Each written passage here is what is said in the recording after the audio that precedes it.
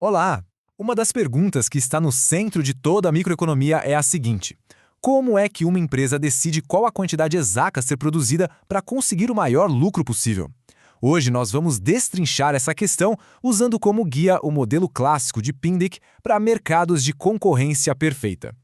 Esse é, sem dúvida, o problema fundamental que toda e qualquer firma, não importa o mercado, precisa resolver para sobreviver e, claro, para prosperar. Para a gente construir uma resposta sólida, vamos seguir um roteiro de 5 passos bem lógicos. Primeiro, vamos definir as regras do jogo, ou seja, o que é um mercado competitivo. Depois, vamos estabelecer a regra de ouro da maximização de lucro. Em seguida, aplicaremos isso às decisões de curto e longo prazo. E por fim, vamos ver como tudo isso se junta para formar a curva de oferta de um setor inteiro.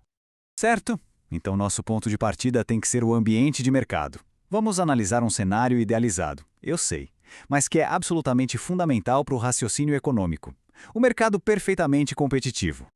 Bom, esse modelo todo se apoia em 3 pressupostos essenciais que vão ditar o comportamento das empresas.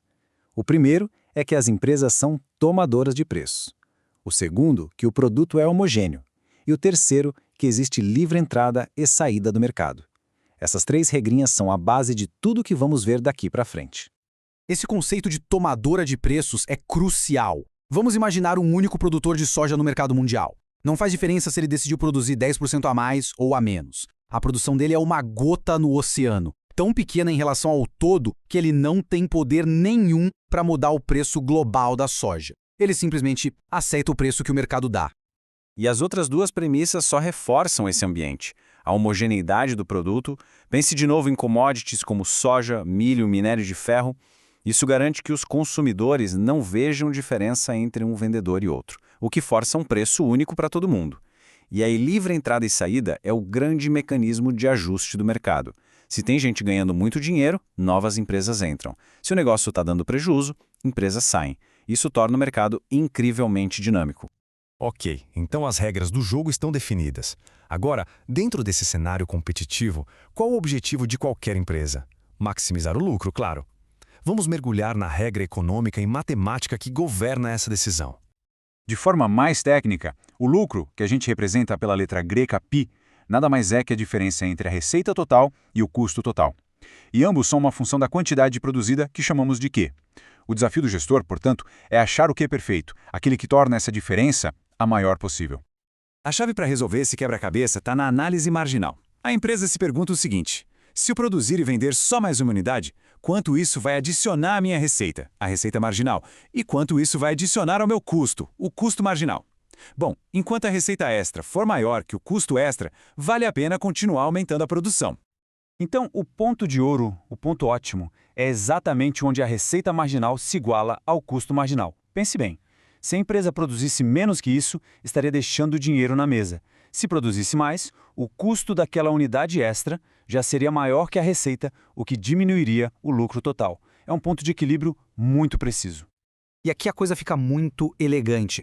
Para uma empresa em concorrência perfeita, como ela não define o preço, a receita que ela ganha por vender mais uma unidade é o próprio preço de mercado. Então, a regra RMG igual a CMG se simplifica para custo marginal igual ao preço. Ela simplesmente produz até o ponto em que o custo de fazer a próxima unidade seja igual ao preço que ela recebe por ela.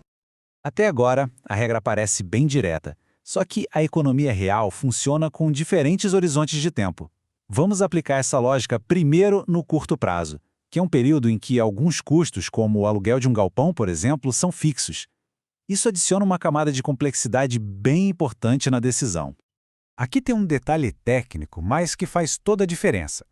A empresa deve produzir onde o preço iguala o custo marginal, mas só na parte da curva de custo marginal que está subindo. Por quê? Porque se a curva estivesse caindo, aumentar a produção faria o custo da unidade seguinte ser ainda menor, incentivando mais e mais produção. O equilíbrio só é estável quando os custos marginais já estão crescendo. Essa é uma decisão crítica, e a resposta não é tão óbvia. Acredite, operar no vermelho às vezes pode ser uma estratégia melhor do que simplesmente fechar as portas. A intuição aqui é comparar 2 cenários ruins e escolher o menos pior. No cenário da esquerda, a empresa continua funcionando. Mesmo tendo prejuízo, se o preço de venda é maior que o custo variável médio, cada unidade vendida ajuda a pagar um pedaço dos custos fixos. Já no cenário da direita, se ela para, a receita é zero e ela ainda tem que arcar com 100% dos custos fixos. Ou seja, continuar operando nesse caso significa perder menos dinheiro. E isso nos leva à regra formal de paralisação de atividades, ou o shutdown point. Se o preço de mercado despenca a um nível abaixo do valor mínimo do custo variável médio, aí não tem jeito. A empresa não consegue nem cobrir os custos de produzir cada unidade. A perda seria menor se ela simplesmente parasse a produção. É por isso, aliás, que a curva de oferta de uma empresa, no curto prazo, é a sua curva de custo marginal, mas só a partir desse ponto mínimo para cima. É importante notar que, no curto prazo, o excedente do produtor vai ser sempre maior que o lucro. A diferença entre os dois é exatamente o valor dos custos fixos. Agora, vamos expandir nosso horizonte. No longo prazo, tudo muda. Não existem mais custos fixos. A empresa pode ajustar o tamanho da sua planta e, o mais importante de tudo, novas empresas podem entrar no mercado e as que já estão podem sair. Isso muda completamente a dinâmica do jogo. E aqui precisamos ser muito precisos sobre o que chamamos de lucro.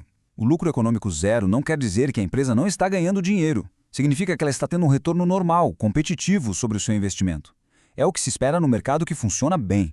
Não é um resultado ruim de forma alguma. Esse fluxograma aqui ilustra perfeitamente a tal mão invisível do mercado em ação. Um lucro econômico positivo funciona como um sinal luminoso, atraindo novos concorrentes. A entrada de mais e mais empresas aumenta a oferta total do setor. E o que acontece? O preço de mercado cai, desgastando aquele lucro inicial. O processo só para quando o lucro econômico chega a zero. Então, para um mercado competitivo atingir esse equilíbrio de longo prazo, 3 condições precisam acontecer ao mesmo tempo. Primeiro, cada empresa, individualmente, está fazendo o seu melhor, produzindo onde preço é igual a custo marginal. Segundo, ninguém mais quer entrar e ninguém quer sair, porque o lucro econômico é zero. E terceiro, o mercado se ajusta, ou seja, a quantidade total que todas as empresas oferecem é exatamente a quantidade que os consumidores querem comprar àquele preço. Para finalizar, vamos juntar todas as peças. Como é que a soma das decisões de todas as empresas se transforma na curva de oferta de longo prazo da indústria inteira? A resposta, como vamos ver, depende de como os custos dos insumos reagem quando o setor inteiro se expande. A inclinação da curva de oferta de longo prazo vai depender do que acontece com o preço dos insumos quando a indústria cresce.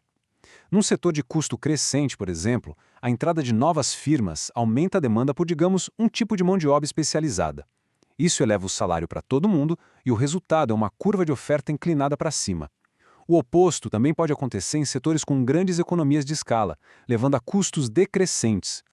E essa pergunta nos leva de volta ao ponto crucial, a diferença entre lucro econômico e lucro contábil. Ter um lucro econômico zero não é um fracasso. Pelo contrário, é o sinal de que o mercado está funcionando em sua forma mais pura e eficiente. É a marca de um mercado perfeitamente competitivo em ação.